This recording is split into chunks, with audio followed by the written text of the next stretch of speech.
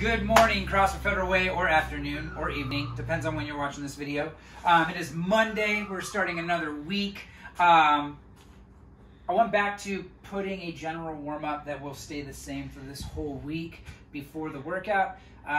In talking to a number of athletes, some people are good about getting themselves warmed up, other people just kind of jump right into the workout.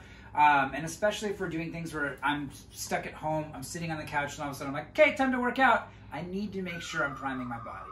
Need to make sure I'm getting things warmed up, getting things moving well, kind of greasing the gears, greasing the wheels, just to make sure that I'm not going to walk into injury or anything else like that, because I'm just gone from sitting on the couch all day binge watching Netflix to deciding it's time to move a barbell or a dumbbell or a kettlebell or a backpack or something or anything. So the general warm-up that we're starting with, and it's going to stay the same the whole week, so you'll see this on every video this week. It's going to be 2 rounds, not for time, of a 400-meter run, a 30-second plank hold, 10 push-ups, 10 air squats. And again, not for time, meaning this is a warm-up. Just move and break a sweat and increase your heart rate a little bit, prime your body. This is not a, I'm going to do this as fast and as hard as I can, because this is not the workout. The workout comes after. But this should get most everything pretty well primed. A little bit of isometric, a little bit of running, some pushing and some squats, just to kind of get the overall everything, warmed up and ready to go for the most part. So let's take a look at our actual workout today. Now, for today's workout, we are doing a 15-minute AMRAP, so however many rounds you can do in 15 minutes of 5 dumbbell or kettlebell snatch on your right side, 10 single arm overhead squats on the same side. So you finish your snatches, and then you go straight into single arm overhead squats. And then we're going to go to the left. 5 dumbbell or kettlebell snatch on the left, 10 single arm overhead squats on the left, and then you finish each round with a 200-meter suitcase carry, which is exactly like a farmer's carry, just only one arm, which hence why it's called a suitcase carry.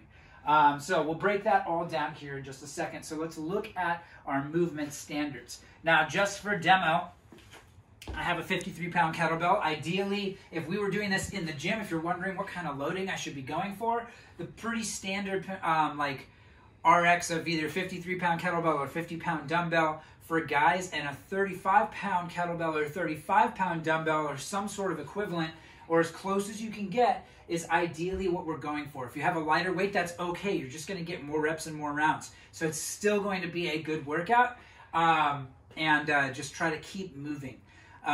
This one will probably get fairly grip intensive, and your shoulders are going to get pretty blown up.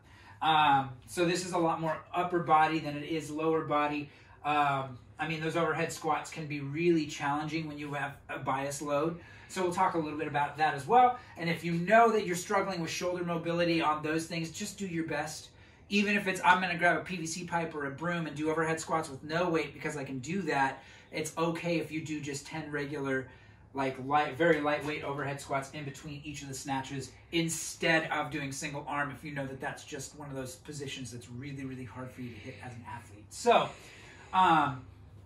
all right, cool. Let's talk a little bit about the snatch. Again, using a 53-pound kettlebell, the kettlebell snatch or dumbbell snatch, if I'm using a kettlebell, my snatch does not have to go from the ground. If I am using a dumbbell or something else, my implement has to touch the floor every time. So, just for shits and giggles, I'll use both. If I'm using a dumbbell, my snatches, both heads start on the ground. I'm going to come all the way up and overhead, and then every other rep after that, I've got to come all the way back down, have both heads touch the floor, and then back up and over. If I'm using a kettlebell, it's just from that swing, that standard kettlebell swing position, so just going from the hips up and over. So one hand, I'm going to come up and use my hips to pop it up, and then punch hard overhead. So I only have to come right back down to my hips for every one of those reps, and then straight into my overhead squats. Now, I can pause, finish my rep number 5 here, and then go straight into my squats. Usually putting a hand out to counterbalance is gonna help make this a little easier, because balance is pretty tricky. And then as I'm squatting, I still wanna make sure I'm sitting back and working at getting my hips down below the top of my knee before coming right back up. Now, I do have hypermobile shoulders. this is a fairly easy movement for me to do. Doesn't mean it's easy for most of us. Single arm stuff tends to be pretty challenging. So again, do your best or use something light and do it with both arms overhead as opposed to one side, if that makes sense. So the suitcase carry, it doesn't have to be just one side. You can do whatever you want to do. You can switch your hands up however many times you need to, but figure out where that 200-meter mark is from your house. Go out 100 and back, and then right back into your snatches. So that's what we're getting into. It's a 15-minute workout.